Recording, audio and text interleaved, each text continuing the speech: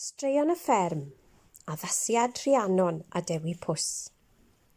Cedwyr bob hawlfraint, all rights reserved. Diolch i Carreg Gwalch am ei cydweithrediad. Thank you to Carreg Gwalch for their cooperation. Breuddwyd Huwcyn. Mae Huwcyn yn fach. Fo ydy'r hwyaden leiaf yn y pwll hwyaid. Yn ystod y nos, mae'n breuddwydio mai ef yw'r hwyaden fwyaf yn y bydysawd.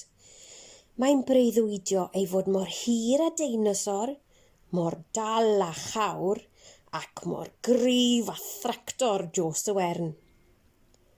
Yn sydyn, gwog, chwyrnodd Billy Brogan uchel wrth iddo gysgu ar ddeilen Lili. Deffrodd Huwcyn o'i gwsg, a sylwi mae breuddwyd oedd y cwbl, ac mae dim ond hwyaden fechan yn byw ar y pwll hwyaid oedd e wedi'r cyfan. Yn sŵn y dŵr yn siglo nôl amlan, unwaith eto, mae Huwcyn yn disgyn yn ôl i gysgu. Y tro hwn mae'n breuddwydio i fod yn fach, yn llai na blodyn llygad y dydd, yn llai na philipala, hyd yn oed yn llai na gwenynnen. Gwawg, chwyrnodd Billy eto gan ddeffro Huwcyn o'i gwsg.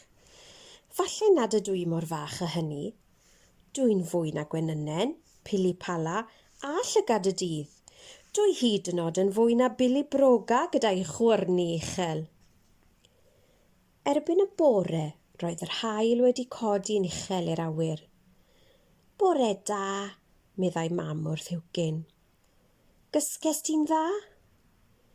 Mi wnes i freuddwydio fy mod i'n fawr fel cawr, ac wedyn yn fach fel gwenynnen.